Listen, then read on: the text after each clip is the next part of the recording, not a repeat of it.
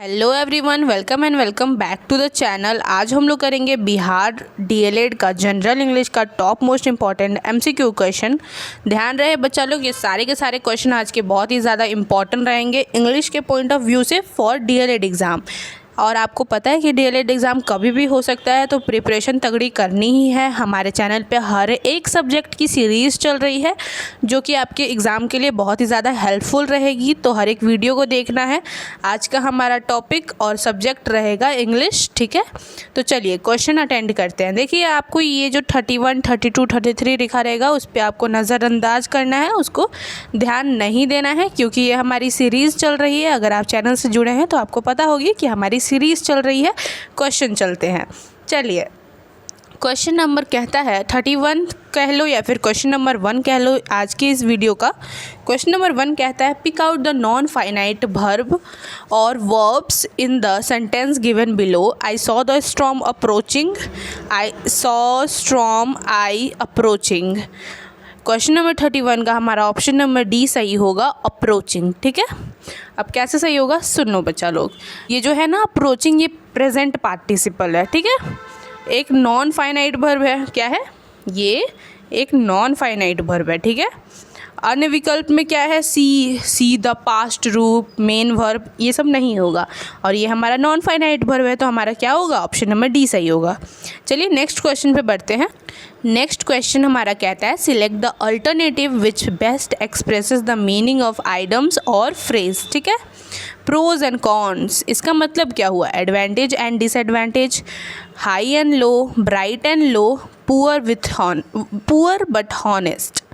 देखो, हमारा इसका आंसर होगा ना option number A, advantage and disadvantage. Okay, देखो प्रोज एंड कॉन्स का ये है ना सभी पहलू, लाभ और हानि, ये कह लो पक्ष और विपक्ष, यानी कि हमारा एडवांटेज और नॉन एडवांटेज भी होगा, ठीक है।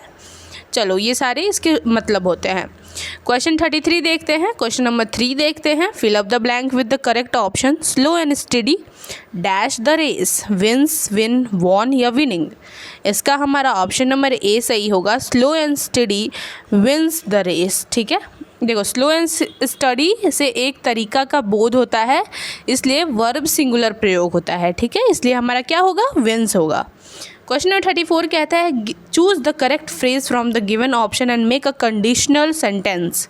आई couldn't stand my teacher, however I dash never tell them, will, can, would have. इसका हमारा ऑप्शन नंबर सी सही होगा, I couldn't stand my teachers, however I would never tell them. Okay, देखो वाक्य में पहला भाग में कांट स्टैंड है, कुडंट या कैंट समझ लो, पर हमारा क्या आ रहा है? कुडंट जो है यहाँ पे क्या आ रहा है? कांट स्टैंड होगा, बट यहाँ पे आ रहा है कुडंट स्टैंड का प्रयोग हुआ है। कांट स्टैंड का अर्थ है मतलब नापसंद करना, लाइक डिसलाइक और बियर के अर्थ में, ये समझ लो। कैन का मतलब पास्ट फॉर्म कुड है, इस प्रकार से हमारा क्या होगा? यहाँ पे कैन का कुड है, तो यहाँ पे विल का क्या होगा? वुड होगा, ठीक है, पास्ट में। नेक्स्ट क्वेश्चन देखते हैं। नेक्स्ट क्वेश्चन हमारा कहता है fill up the blank with the correct option. I am fond dash music of at for. Question number 35 का हमारा ऑप्शन नंबर बी सही होगा, ठीक है, जो कि है of. I am fond of music. Okay, fond of का अर्थ है ना किसी चीज़ को पसंद करना, like you are liking something, किसी चीज़ का शौकीन होना भी आप समझ लो, उसको भी कहते हैं फॉन्ड ऑफ, ठीक है। फॉन्ड ऑफ, किसी चीज़ का आप शौकीन है ना, तो आप कह सकते हैं I am fond of reading books. Okay, next question हम लोग देखते हैं। नेक्स्ट क्वेश्चन कहता है fill up the blank with the correct option. A bunch of flowers dash nice is looked, looks, have looked, were looking. Question number 36 का हमारा option number B सही होगा, bunch of flowers looks nice. देखो, bunch एक singular collective noun हो गया, ठीक है। A bunch of plural noun, okay, इसलिए हमारा क्या होगा? लुक्स। चलिए नेक्स्ट क्वेश्चन कहता है fill in the blank with correct cohesive device. The rhino in Africa is threatened with extinction dash, many species of gorilla are also endangered। इसका हमारे options हैं consequently, nevertheless, similarly so, हमारा जो इसका होगा ना ऑप्शन नंबर सी सही होगा, सिमिलरली। ठीक है, सिमिलरली का प्रयोग होएगा कि इसका अर्थ है उसी प्रकार, इन द सेम वे समझ लो, उसको हम लोग सिमिलरली कहते हैं। चलो नेक्स्ट क्वेश्चन हमारा कहता है which of the following word has the correct punctuation mark?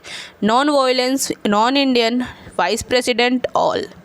ठीक है, इसमें हमारा ऑप्शन नंबर डी है ना एकदम सही हो जाएगा। Non violence, non Indian, vice president, ये सारे में सही पंचुएशन मार्क हुए हैं। ठीक है, यहाँ पे कौन सा मार्क का यूज़ हुआ है? हाइफन का यूज़ हुआ है। ठीक है, ये जो है ना इसको हम लोग हाइफन कहते हैं। ठीक है, दो वर्ड है, अब बीच में हाइफन लगा दो, उसको हाइफन कहते हैं।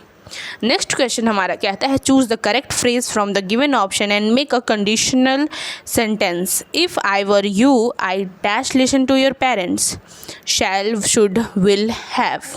हमारा इसका ऑप्शन नंबर बी सही होगा।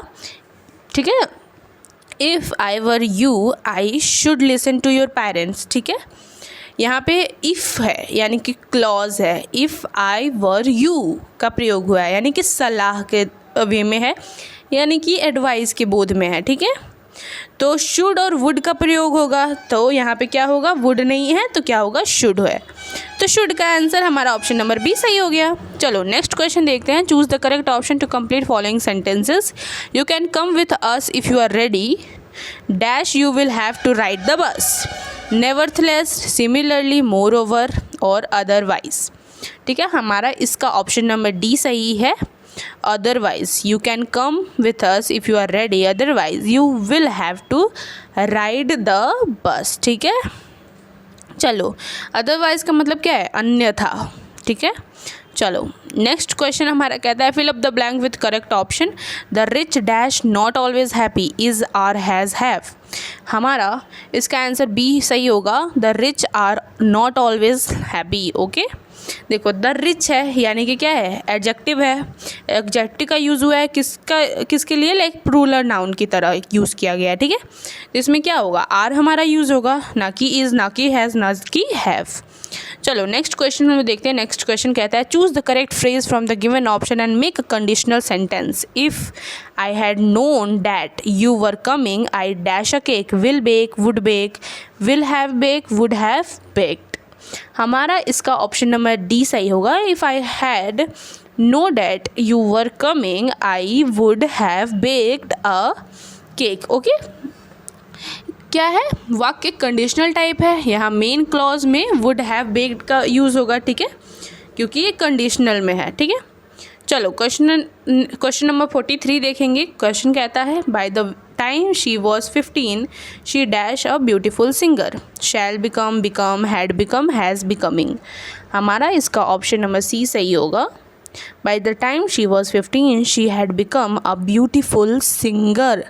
ठीक है, simple past plus past perfect आया है तो क्या होगा? हैड बिकम होगा। चलो नेक्स्ट क्वेश्चन देखते हैं। नेक्स्ट क्वेश्चन कहता है select the alternative which best expresses the meaning of items और phrase. To be in the same boat, इसका मतलब क्या है? To make a voyage together, to be in a same difficult situation, to study in the same class, to live in the same colony. इसका हमारा बच्चा लोग option number B सही होगा। To be in the same difficult situation. ठीक है, to be in the same boat मतलब एक समान कठिन स्थिति में होना, यानी कि to be in the same difficult situation. Question number 45 यानी क्वेश्चन नंबर 15 कहता है identify the passive voice of the given sentence. I saw him yesterday, you have been seen yesterday, you had been seen yesterday by me, he has seen by me yesterday, you were being seen yesterday। हमारा इसका answer C सही हो गया। ठीक है, he has seen by me yesterday। Okay, देखो यहाँ पे सिंपल पास्ट है वाक्य में, तो वर्ब का कौन सा फॉर्म होगा? वॉज के साथ, वॉज के साथ हमारा वर्ब का V3 लगेगा, यानी कि हमारा क्या होगा? He has seen by me yesterday. Okay, चलो नेक्स्ट क्वेश्चन हम देखते हैं। 46 कहता है fill up the blank with the correct option. It is dash 8 o'clock, about, at, on, for. हमारा इसका ऑप्शन नंबर ए सही होगा। It is about 8 o'clock। ठीक है, अबाउट का मतलब लगभग के अर्थ में यहाँ पे है। ठीक है, लगभग कितना बज रहा है? 8 बज रहा है। 47 क्वेश्चन देखते हैं. A sentence has given in active voice out of the 4 alternative given below. Select the one which best expresses the same sentence in passive voice. ठीक है, ये हमारा क्वेश्चन है. ऑप्शन में कहता है, ये देखो ये सेंटेंस है, he is helping his mother. Option A है mother is being helped by him, his mother is helped by him, his mother is being helped by him, his mother has been helped by him. इसका हमारा option number C सही होगा. his mother is been helped by him. Past present continuous tense में है तो passive के verb में होगा. ठीक है, तो यानी कि इज़ बीन प्लस क्या, प्लस V3, यानी कि his mother is being helped by him. चलो नेक्स्ट क्वेश्चन देखते हैं. नेक्स्ट क्वेश्चन कहता है complete the sentence using appropriate option. Back to my native country I dash a smartphone, did not have, do not have, did not had, do not had. हमारा इसका ना option number A सही होगा. Back to my native country I did not have a smartphone. Okay, यानी कि यहाँ पे ना देखो भूतकाल का भाव है, यानी कि पास्ट का भाव है, तो क्या होगा, डिड नॉट हैव होगा. ठीक है, चलो 49 क्वेश्चन देखते हैं. Fill up the blanks with correct option. She give him her answer, no dash. अब इसमें कौन सा हमारा सही होगा, इंट्रोगेटिव, क्वेश्चन मार्क वगैरह वगैरह. तो देखो इसमें जो हमारा डी ऑप्शन है ना वो सही होगा. ठीक है, देखो क्रोध के भाव में है. ठीक है, यानी एक्सक्लेमेनेशन मार्क्स लगेगा, यानी कि हमारा एक्सक्लेमेनेशन मार्क क्या है, ऐसे रिप्रेजेंट होता है. कैसे रिप्रेजेंट होता है, ऑप्शन नंबर डी हमारा सही होगा. एक्सक्लेमेनेशन मार्क्स ये है. ठीक है, दिस काइंड ऑफ आंसर है. आंसर क्या है, मतलब she gave him her answer no. ठीक है, यानी कि काइंड ऑफ एंग्री है, या काइंड ऑफ एक्सक्लेमेशन लगा है, काइंड ऑफ डी आंसर हमारा सही हो गया. चलो नेक्स्ट क्वेश्चन देखते हैं. Select the most appropriate option to change the sentence from direct speech to indirect speech. Sheeba is a very kind to animals, said Lena dash that Shiba was very kind to animal. Tells her, says her, told us, या asked them. इसका option number C सही होगा. Shiba is a very kind of animal said by Lena. Okay, so Lena told us that Shiba was very kind to animals. Direct speech का reporting verb past tense में है. ठीक है, इसलिए indirect speech में विकल्प अनुसार टोल्ड अस होगा. ठीक है, यानी ऑप्शन सी के अकॉर्डिंग हमारा टोल्ड अस सही आंसर होगा.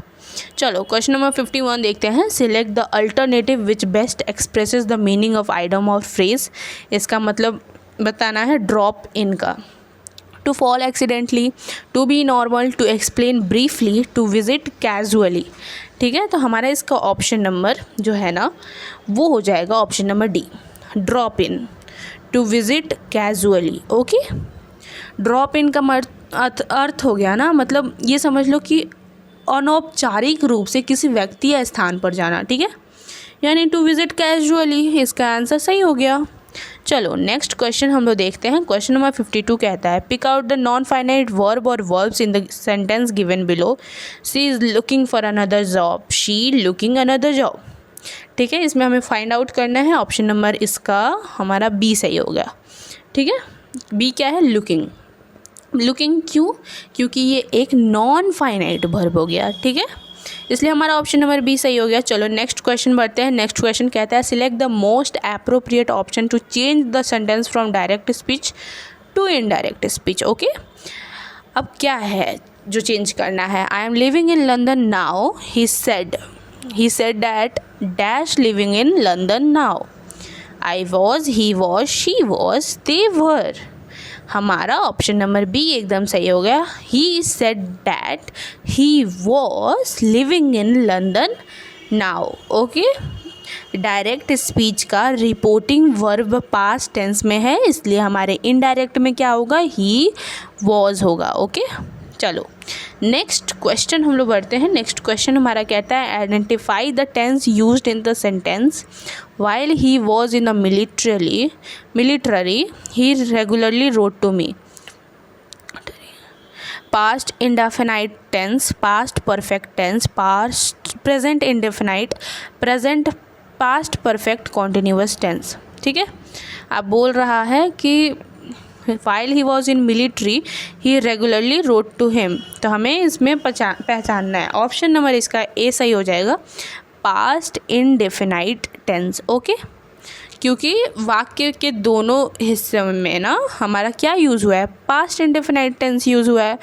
तो नीचे के तीनों ऑप्शन हमारे गलत हो जाएंगे और ऑप्शन नंबर ए हमारा सही हो जाएगा। चलो हम लोग आज का लास्ट क्वेश्चन देखते हैं। देखो बच्चा लोग, हमने सारे क्वेश्चन अटेम्प्ट करें, बहुत ही इजी लेवल के नहीं थे, मॉडरेट लेवल के थे, बट ये डीएलएड के पॉइंट ऑफ व्यू से एग्ज़ाम में बहुत ज़्यादा मतलब इम्पॉर्टेंट है। तो आपको ऐसे नहीं करना कि नहीं थोड़ा सा मॉडरेट है, इजी नहीं है तो नहीं पढ़ेंगे।